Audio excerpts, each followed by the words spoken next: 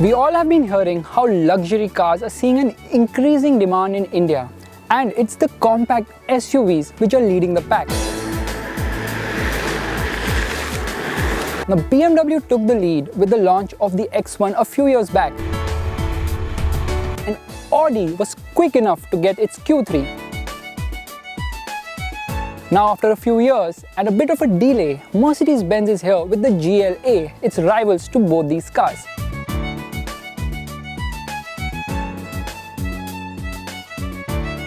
Now, all these three cars are very different because the X1 is a rear-wheel drive, the Mercedes is a front-wheel drive, whereas the Audi is an all-wheel drive.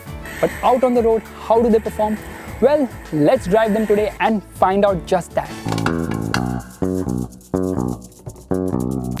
The BMW X1 is the oldest car in the pack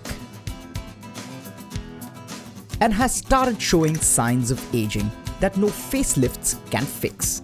It also looks the least attractive, so the love at first sight, definitely not happening here.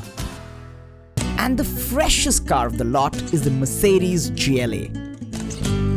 And let me slow the camera down for you a little, so you can feast your eyes on this beauty. What works for this car are the bold lines, attractive lights, and the big 18-inch wheels. But there is a but. It's not big enough to be called an SUV. And the Audi Q3 fills that void just right. This car screams SUV and almost makes the GLA and the X1 look like hatchbacks on steroids. Q3 being the shortest of the three in length, the designers have still managed to wave their magic wands and make it look like an SUV with a lot of presence. Cheesy catchphrase alert. Never judge a book by its cover. So let's open the door and see what these beauties have to offer inside. Starting with the X1, cabin is too familiar to the BMWs and also lacks excitement. And the Audi too suffers a similar problem, lacks excitement. That makes the GLA a clear winner where you will be spending a lot of your time in the car, if you are like us Motorbeam folks. But if you plan to relinquish the best seat in the house to a driver, then the Audi edges ahead. Overall comfort, rear seat space, rear legroom, headroom, and the boot space, it's got it all and beats the rivals hands down. When it comes to equipment, there's not much to write home about.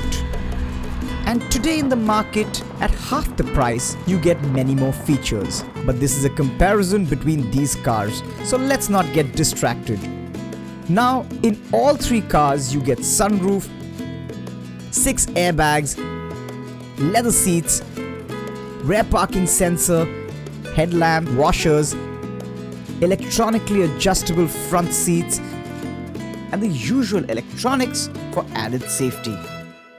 Shockingly though, the GLA misses out on a dual-zone climate control system, while the Q3 misses out on a rear seat armrest, and the X1 makes do with a basic multi-information display.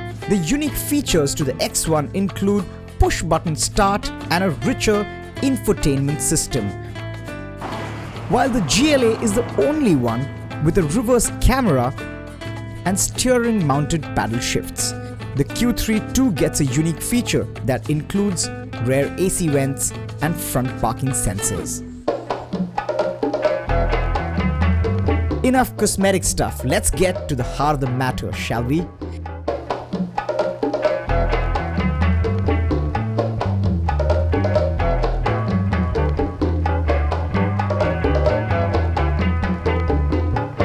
It's only the Mercedes GLA and the Audi Q3 which come with the option of a petrol engine.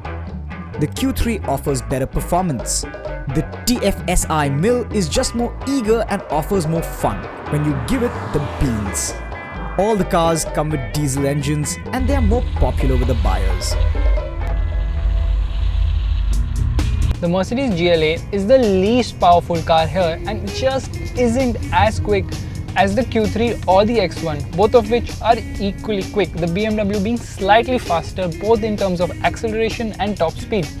Now the problem with the GLA is it lacks horsepower on paper, and that does translate on the road as well. However, there's ample city performance in the GLA, and out on the highways you wouldn't complain much, but still, as far as its rivals go, the GLA just doesn't have enough grunt.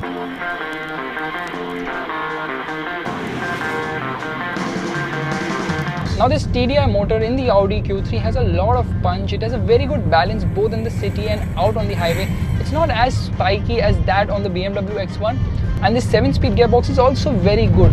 It's much better than that found in the Mercedes, but somehow it can't match the one found on the X1, the 8-speed unit, offering much crispier shifts.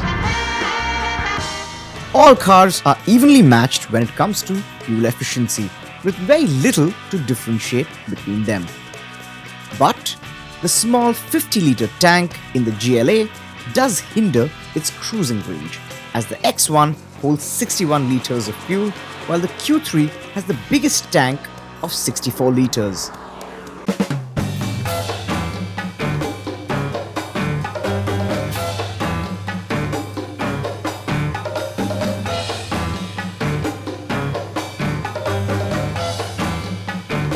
Now, like the case always, it's the BMW which has the best handling over here. This car is just so precise, body control is just fantastic, and the steering wheel is just epic. Like BMW has always had it spot on when it comes to driving dynamics, and even in this shootout, the X1 really is on top of the others when it comes to handling, steering feel, body control, and the way this car takes corners. Meanwhile, I would say that the Mercedes has better handling than the Audi. There's better feel in the Merc, although there's a lot of torque steer happening when you give it the beans. The Q3 simply doesn't have that steering feel that the Merc boasts of, and neither of these cars actually can boast of a steering feel as good as that of the BMW. Q3 has the best ride quality of the three, while the Mercedes GLA and the BMW X1 are more stiffer and don't have the same cushioning effect. The Audi is also the only off-roader here, but the BMW X1 has the best set of brakes here. The BMW X1 has aged gracefully. While it is the nicest car to drive, it simply doesn't feel as special as the other two.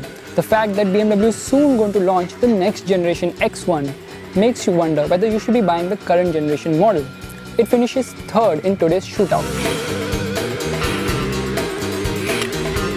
Usually when we do a shootout, it becomes very difficult for us to decide a winner, but not today, because there is a clear winner. The Audi Q3 wins quite easily.